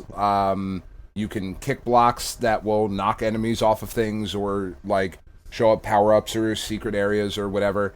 The story is absurd.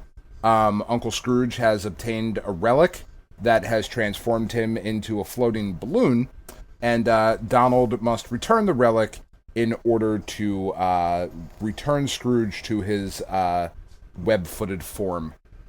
I see. Yeah. So this is interesting looking at this one, because the first video I found, I'm unfamiliar with this game. I mean, I know it existed, but the first video I found was a Master System long play of it. Okay. And this is interesting. It looks like they really did the cardinal sin of porting console to handheld, and that they really didn't take the screen's resolution too much into account. The Master System one gives you a lot of space. You can really see a lot of these levels, and I'm looking at the Game Gear one right next to it, and it's just the exact same proportions but zoomed in a lot. So it looks like it's basically just running at the exact same resolution, which is not a great call. But I guess that since the game moves as slowly as it does, the draw distance isn't that big of a deal. Yeah, it is very slow. It is very slow. I will definitely comment on that. And because it's all zoomed in, it doesn't feel quite as slow, watching it move. But it's a very nice looking game. It's very well animated. It's a lot of fun. It animates well. It was $13. It's a cool game. I think it is definitely worth the time. Pretty cool. All right, what you got? This one's a throwaway. It was $2, and it was really the remainder of my $2. So I had $2 left, and then I was looking through. Well, you know what we really need to do? What really needs to exist on here is I have to have some kind of a portable sports game. So we're going with Clutch Hitter. Because baseball on the go is a good time, and you know me, I like a good classic, cheap as hell, baseball video game. I love old baseball video games. They're super fun, and they're almost impossible to beat the computer at any given time because they're the computer. Sure. But yeah, Clutch Hitter's a pretty neat little game. I've played this one. I have this one. Again, I haven't put a ton of time into it. It's Clutch Hitter for Game Gear. What am I doing? No, but sure. if you are looking to get yourself a good representation of what the Game Gear is capable of, Sega has always had a decent skill for the sports games. They always had solid sports games on their platforms, and this is no exception. It's a fun little baseball game, and it's $2 whole. There you go. I also have a sports game, but it was only $1. Oh my! I'm very excited about it. We'll get there. Oh. It is not my number 3 because my number 3, Chris, for the price of $10, another platformer. Game Gear did platformers pretty well, though. Which I think is impressive for a handheld system. They did, because the screen was bigger and brighter, the platformers felt a little bit better. Not to say things like, Super Mario Land 2 and whatever, is a good platformer, but I don't know. They did a lot of good platformers, and for $10, Dynamite Heady is a very, very solid platformer. Oh, that's a good call. I didn't even think of that one. Yeah, and we've talked about Dynamite. We don't need to go through the praises of Dynamite Heady, but it is a good, solid platformer that plays really well on the Game Gear. It's very bright. It's very bright. Yeah, it looks good. It's a pretty solid port. Yeah. Yeah. Good pick. Yeah. Well, my number 4, I think that it's important to have, for any handheld console, it is very important to have puzzle games. And because the Game Gear was in color, where the Game Boy was not, the Game Gear got a wonderful port of Puyo Puyo in the form of Dr. Robotnik's Mean Bean Machine. Mm-hmm. I knew that was getting on there. Not on my list, but I love Puyo Puyo. I like this game. Mean Bean Machine. Just looking at, double checking myself on the game. I feel like I remember the way this animates. It doesn't look like much in screenshots, and that's just fine, because when it gets into motion, this animates just as well as any of the console ones. You put the little blobbies down, and they still give the little jiggle, which is great. And it's the colors are perfectly differentiated. It's very easy to tell what you're working with. So as far as playability goes, this is an excellent handheld rendition of Puyo Puyo. Now, obviously, there's better modern renditions of Puyo Puyo on stuff like the Switch that you can play now. But you're looking to get something, a solid puzzle game out of your Game Gear. I think this is an excellent pick. All right. I mean, I definitely don't disagree. I'm not huge into Puyo Puyo like you are. But yes, I can definitely see that. I do not have any puzzle games really on my list. Shame on you. I know. My number 4 for $9 whole US dollars is the Game Gear version of Jurassic Park. Oh my goodness. Okay.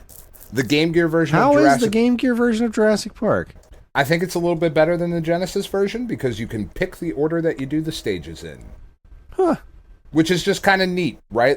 If you're just like, oh, I like this one particular jungle stage, right? Or the forest, not jungle, jungle forest, whatever the fuck they were. They were on an island. Like, I like this particular bit. I just wanted to check this out again. You can just jump right into that one. There is each of the stages, you start off in the Jeep, and there's like a little shooting section that you got to do that controls pretty well. And then you go into a platforming section, and it looks good, and you can do a couple of different moves throughout as you navigate through the levels, and some of the levels are like really cleverly designed. It looks good. It's got good music. You've got cool looking dinosaurs at the end of each stage. Again, it's only 4 stages, but for $9, $9 on an... See, I felt very 90s with this, with my list here. So this is a cool little game. This is a very different from the Genesis game. Very different. I didn't realize that. I always just assumed that this was just a port of the Genesis game. This isn't even the same universe. No, it's good. It's my friend Greg, who I think still listens to the show. He had Jurassic Park on Genesis. I loved going over there and playing this darn game. But I would always compare like his Genesis one to my Super Nintendo one because they were totally different games. And I loved that Super Nintendo game. Yeah, I did too. I am a sucker for Jurassic stuff. Yeah, I'm a sucker for Jurassic Park, man. Oh my god, me too. Especially the first one. I'm a sucker for the first Jurassic Park. I did not care for The Lost World. I thought the third movie was terrible, but kind of hilarious. I didn't think Jurassic World was all that great. And I didn't even see the second Jurassic World. I dug them. They're cool. Well, it was fine. But I wasn't like really all that blown away by it. I've never really felt compelled to see it again or watch its sequel. But the original Jurassic Park, I just can't wait till the kids are old enough to see that. Oh, that was one of my favorite parenting moments so far, is the kids hugging each other on the couch, screaming in terror as the T-Rex is eating shit. It's great. Yeah, I can't wait. I mean, that is gonna scare the shit out of my children, no matter what age they are. It's so scary. I just need to get to the point where it's not going to ultimately hurt me more than them, because like they will keep me up or something, like they will refuse to go to bed or something. They'll make my life miserable having been that terrorized. And I'm gonna wait till they get a little bit older. But oh man, we used to 10 play is so much Jurassic Park. 10, 11, somewhere around there. That's kind of what I'm aiming for. Yeah. But yeah, good pick. What do you got for number 5? This is my big bucks right here. Because I could not say no, and I just think the game is that cool. I went with the Game Gear version of Ninja Gaiden. Oh, shit. It's $21, but it is $21 well spent. It's a unique Ninja Gaiden game, and I think it's a really fun one, too. It controls really different from the other ones. Like, you kind of lean forward with your sword swings a lot, but it does have a lot in common with your NES Ninja Gaidens. You'd think it would be just like the Mash System one, but it is not. It is yet another unique Ninja Gaiden game, and it's a pretty cool one. Yeah, I can't argue with that. It just missed my list. Yeah, I mean, $21. You got to cut a lot to get there. You do. And I have a $20 game that I just felt had to be there instead. Interesting. Well, I'm curious to see what that is. Yeah. It's the last game on the list, so you're going to have to wait a little bit. I wonder if it's the same as mine. Maybe. Mine's not $20, but then again, we did our lists at different times, so who the heck knows? That's true. Well, my number 5 is not the best version of this game, but again, it's a 90s thing. It's my second Disney game. It was $4. It's The Lion King. We don't need to go too much into it. It's a shortened version of the Genesis game. I know it's not everybody's favorite, but it animates really well, looks really good, and you should put yourself through that torture at some point for $4. Yeah, I thought about that one, and I made a much dumber decision later in my list that I 100% stand behind. Sure. It's a bad move, but I feel like it's quintessential Game Gear, so I'm sticking with it. All right. Yeah, all right, Lion King. Good times. Yeah, Lion King. You went a lot harder on the Disney than I did. Yeah, I as I get older, I find that I just don't care what anybody thinks about my love of Disney. So, fuck you. There you go. That's where I'm at. Well, I stuck with ninjas, and I went with the for $10, the PAL version of Shinobi. Oh. It's an arcade classic. Plays pretty well on the Game Gear, too. So, yeah. Not too shabby for $10, and since the PAL version was $10, it's like, okay, yeah, Shinobi. It's classic Sega, and this is a Sega console, and you want the Game Gear experience, as it were. Here's a really solid arcade port of Shinobi for $10. Have at it. Well, I also, next on my list, have an arcade port with ninjas, but it's not Shinobi. It is also $10. It's Mortal Kombat 2. Oh, shit. Because it is portable Mortal Kombat 2 that somehow plays really well, and it's really good. It's really good. Is it? I always assumed it was not. It's good. It's really fun. I mean, it's portable Mortal Kombat, so, like, temper your expectations. Well, I mean, I've played the Game Boy ones, and they are not very good. No. But, like, use the start button to block so you can't pause. So, like, that's kind of weird. Yeah, no, I can't do this, man. I'm looking at it right now. I can't get behind this one. It's so choppy. It's choppy. It is, but it works. I don't know. It works. I couldn't get it. I don't think I would have any fun with this because, like, it doesn't look like it feels anything like Mortal Kombat. It was my same problem with, like, Street Fighter 2 on Game Boy. Like, it was an impressive port, but it didn't work as well as I wanted it to. And then you see the technical marvel that was something like Street Fighter Alpha on Game Boy Color, and then you look at something like this and say, they went the wrong direction. They should have sacrificed detail in favor of playability. Which, they maybe should have sacrificed a character or two to, like, get some more space for memory or whatever. But I stick by it. It plays pretty well.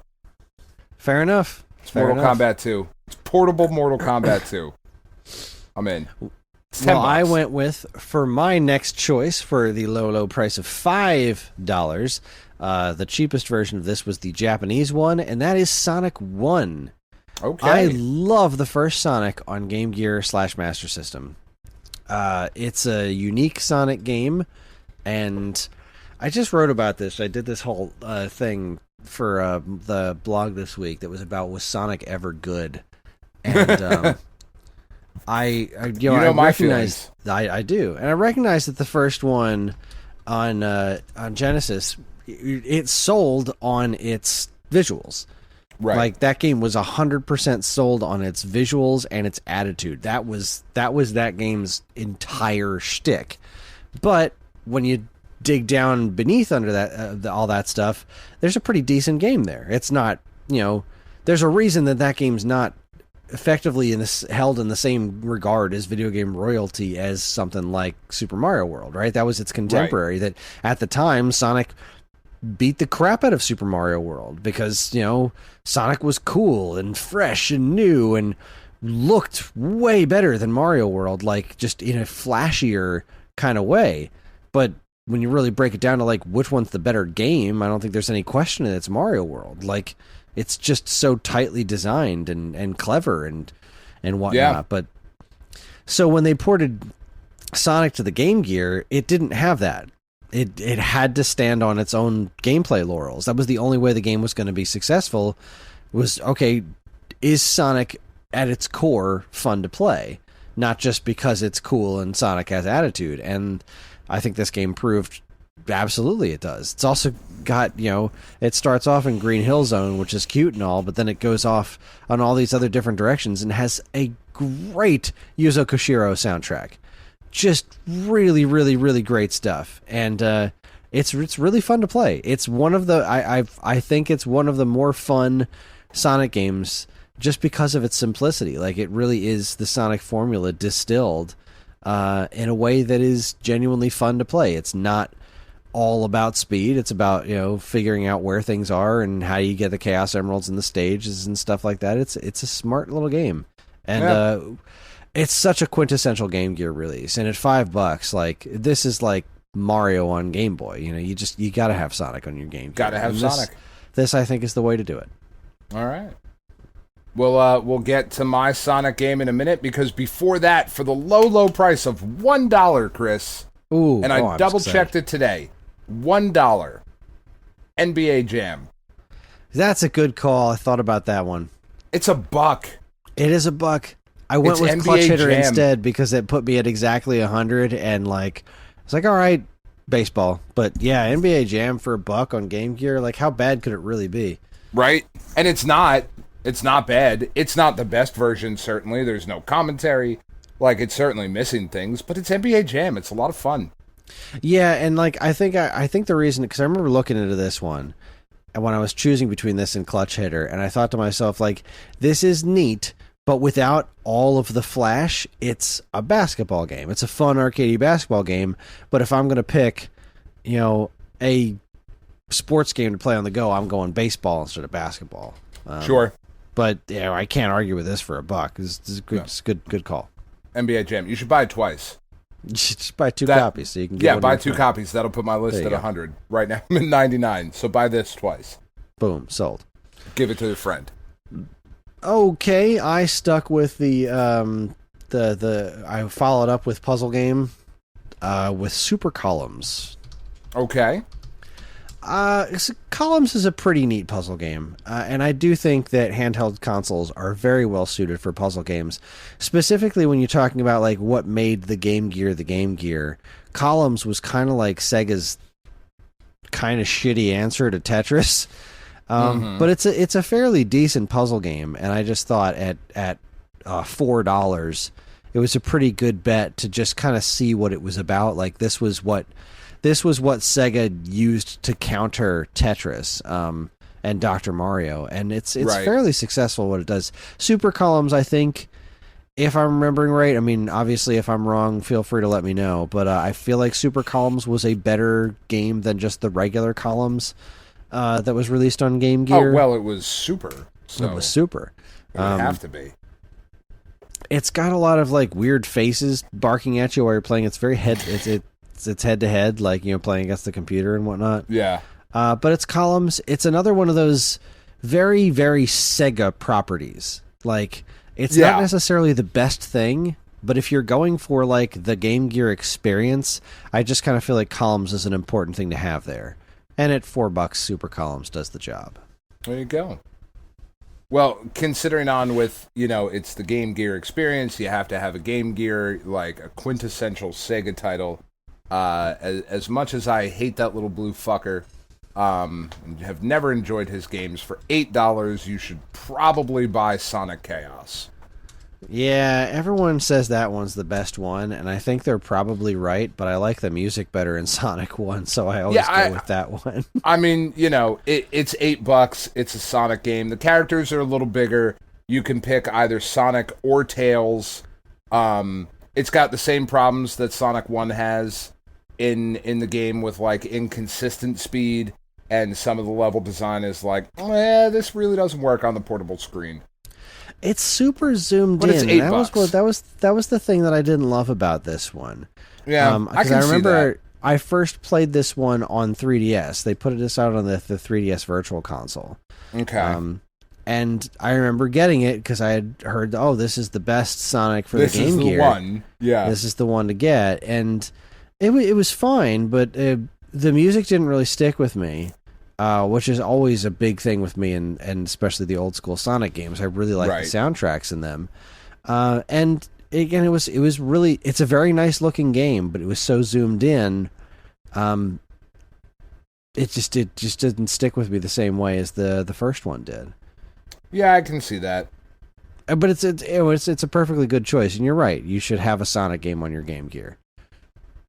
I should have a Sonic game on my list. I don't want to have a Sonic game on my list, but I should have one. You should have went with the Japanese Sonic 1 for $5, and then you'd have more money. Then you could throw Clutch Hitter on there too. I mean, you're not wrong. All right, let's see. All right, so this is a bad decision. Okay, this is a genuinely bad decision. However, it is the first game I think of whenever somebody mentions the Game Gear, and therefore it needs to be on the list. It needs to be experienced, as does the property it's based on. For $6, you must own Surf Ninjas. I looked at it. I did. I'm not going to lie. I looked at it. I mean, look. The Game Gear is an integral part of that movie. The masterpiece that is Surf Ninjas. And it is a masterpiece. It is a masterpiece. I mean, seriously, you want to talk about something that gets quoted a lot in this house, even though Karen's never seen the movie because she has taste. The whole money can't buy knives. I'm not a fan of Rob Schneider, but that's still some of the funniest shit I've ever heard in my life. It's pretty funny. And I honestly, I don't even know if this game's any good. I mean, I'm sure it's not. I'm looking at a playthrough of it. I own it. I've never played it because I wouldn't want to do that to myself. But at least not on purpose. Not without, doing the Pete-a-thon or something like that. Right. I mean, the movie's so stupid. It's so incredibly stupid, but it's got some really good humor in there. Like, Leslie Nielsen's in there hamming it up, and there's some good jokes. And like a part of the movie is that a kid can see the future in his Game Gear. Therefore, Surf Ninjas has to be owned for the sheer absurdity of it. Like, you don't buy this to play it. You buy it just to say, this is a thing that really exists in this world. Like, I'm looking at the playthrough right here, and there's a spot where the kid pulls out his Game Gear and does stuff. Like, in the Game Gear game. There's a Game Gear being played in the Game Gear game. Yeah. It's amazing. I mean, good. It is amazing. Amazing is a very strong word. Very strong modifier to put on Surf Ninjas. You cannot look at this and not be amazed in some way, shape, or form. Not necessarily in a good way. It will actually amaze you to just look at it and say, wow. Wow. Somebody did that shit. They did this out loud. Surf Ninjas. Catch it. I don't wanna. Your turn. You're up. Your penultimate game. Bring it. Penultimate. That is such a boy word. I love that word so much. I don't know why it's a boy word, but it's definitely a boy word.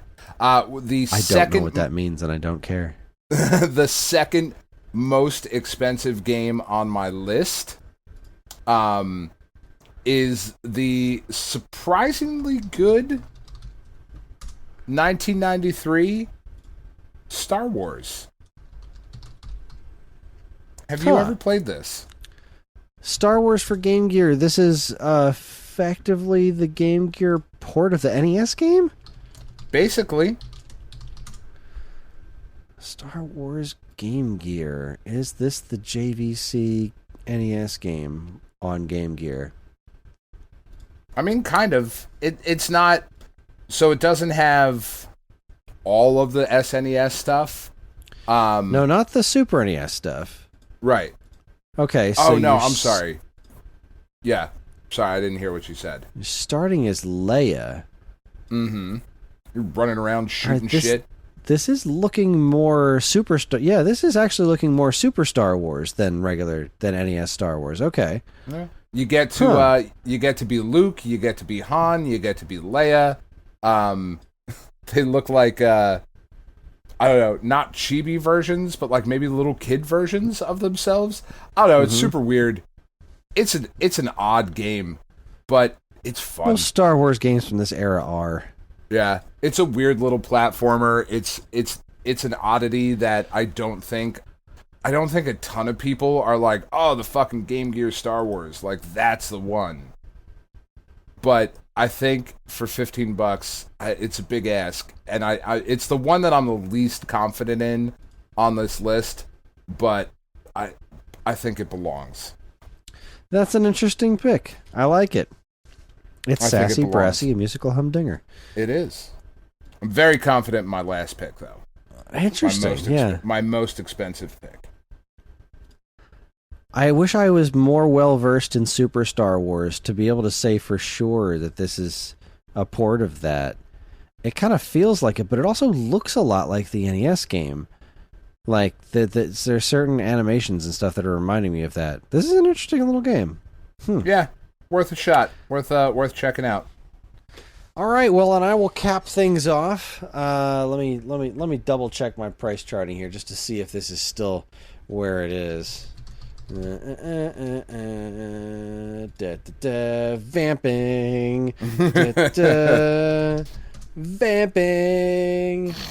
And Game Gear Japanese. Nope, this was the PAL one I was looking at. And yes, it is still sitting pretty at $17. The PAL version of Wonder Boy 3: The Dragon's Trap. I knew that was going to be on there somewhere. Yep, because this game is outstanding and it should be played. And yeah, for $17 for the PAL version of the Game Gear port of this game, it is a perfectly fine port. Of course, yeah. Not the best way to play the game, but it's not the worst either. And even if it was the worst, it's still this game, and it's a great game. It's still Wonder Boy, so you should still fucking play it. Still Wonder Boy the Dragon's Trap. Hell yeah. We have talked quite a bit about that game, deservedly so, because it is incredible. So what you got? How did you finish things off? For $20, I don't think there is, dare I say, a better use of your money on the Game Gear than the Game Gear version of Streets of Rage 2.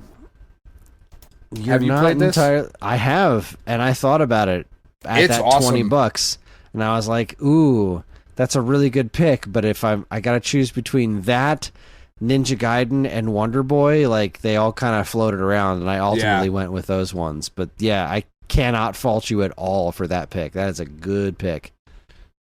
It's Streets of Rage 2. I mean, it is basically the Genesis game. It's a little bit fucking edited, I guess is the best way to put it. It had to be squeezed into the Game Gear, but they did it smart. They did it intelligently, as opposed to what I was just complaining about with the Mortal Kombat 2. Like, right. They did it right. They did it smart. They didn't sacrifice the way the game feels to make it look prettier. It's so good. It's so good, and it's portable Streets of Rage 2. I mean, what more do you fucking need? That game's amazing.